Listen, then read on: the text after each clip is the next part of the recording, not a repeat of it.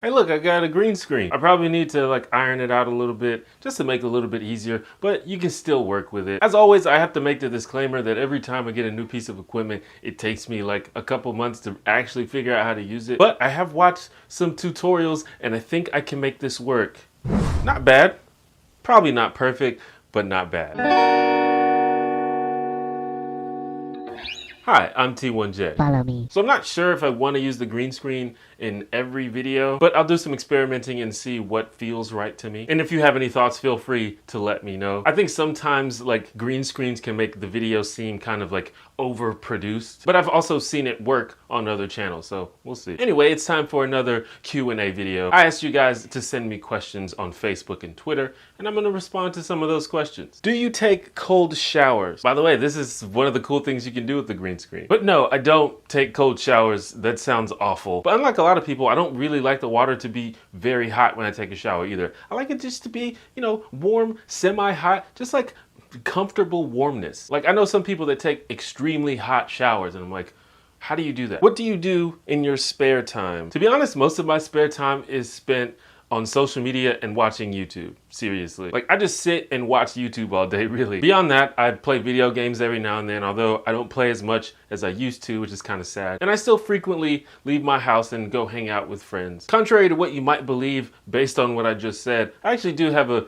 pretty active social life. But I think if I had to like make a list in order of time spent, watching YouTube videos would probably be number one for me. Can you and ContraPoints do a live stream sometime? I've actually had like several people ask for a ContraPoints and T1J collaboration of some kind. I guess because the stuff that we talk about in our videos are similar. But we've actually discussed doing a live stream. We just haven't really set a date. But I'm down. Hit me up, Contra. Give the people what they want. What are your thoughts on the value of other living things? Do you think they have intrinsic value in themselves or purely economic based on benefit they can bring to humans or something else? But I don't know, I'm kind of dubious of the entire idea of life at all having value. Like some kind of intrinsic value. That just sounds like a dogmatic statement that can't be supported with any kind of argument. If there is a logical argument to support the claim that life has inherent value, I would love to hear it. But I think this applies to both humans and other animals. I think the reason that we value life has little to do with the fact that life has some kind of inherent value. If you want to compare my thoughts about human life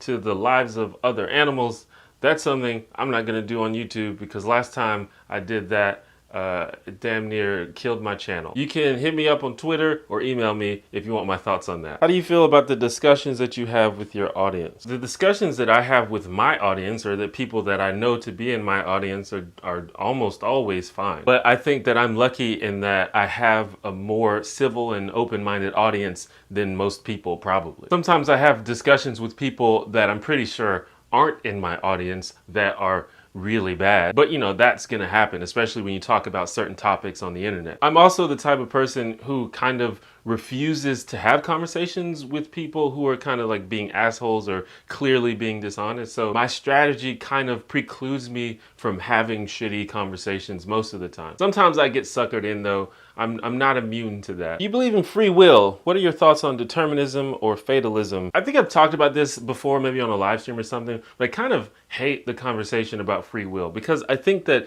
different people have different ideas of what the term free will actually means. Like the idea that we make choices completely independent of anything that happened before, like we're not influenced by what happened in the past, is obviously nonsense, right? And to many people, that alone delegitimizes the idea that we have free will. But then you could say if we don't have free will, then we're not responsible for the choices we make, which I also disagree with. So I think in order to answer this question, I need like a very concise, clear definition of what you mean by free will. But as it stands, my answer to this question is I don't care. I think we should act and treat each other as if we have free will, whether or not we do. In your opinion, do you think America is progressing socially? Will things be better in, say, 10 years, 20? Well, 10 or 20 years is not enough time, really. I think that overall, America and the world is becoming more progressive. There's always wins and losses. Sometimes you take steps forward, sometimes you take steps back. But I think the trend is generally upward. But who knows what's gonna happen in 10 years? That's like not far away at all. Donald Trump is the president right now. The decisions that he makes could have a very notable effect on the very near future, so who knows? But I think overall, at the end of the day, the line goes up. Are you my real daddy? Very unlikely. I wraps my shit up. Do you think this anti-SJW movement will spawn real terror if it hasn't already? Well, it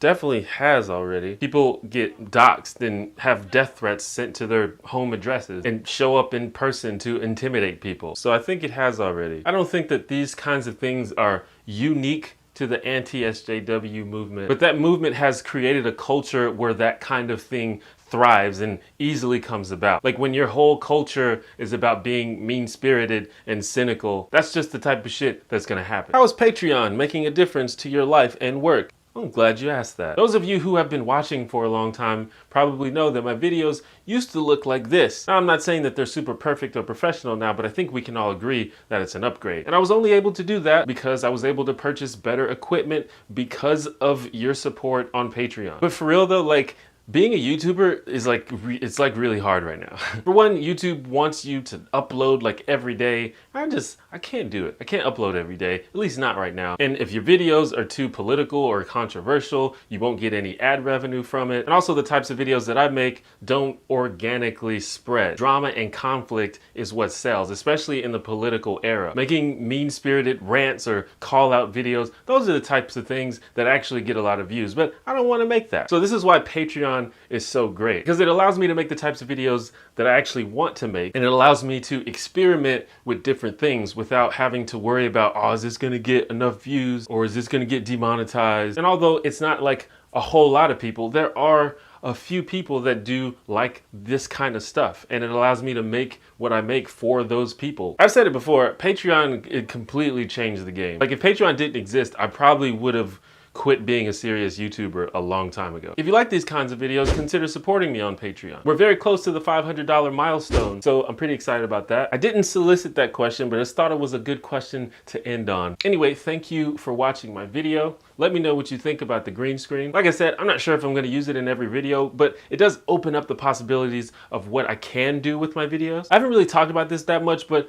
I've been thinking of ways to just make my videos just bigger and better. Like there's a lot of channels that I'm a fan of that I just, when I see that video pop up, I'm like, I have to watch this immediately. I have to drop everything I'm doing and watch this video right now. And I wanna do that. I wanna make videos like that for you guys. And since I can't make videos every single day like YouTube wants me to, I want to make sure that when you do get a video, that it's worth it and it holds you over long enough till the next one. That's one of the reasons why I bought a green screen, and I'm gonna invest in more things to help me out with that. So if you have any suggestions or ideas, feel free to send them my way. If you're new here, I normally make videos about social issues, politics, and pop culture, so consider subscribing if you're into that. And if you've been here for a while, remember to stay hank up.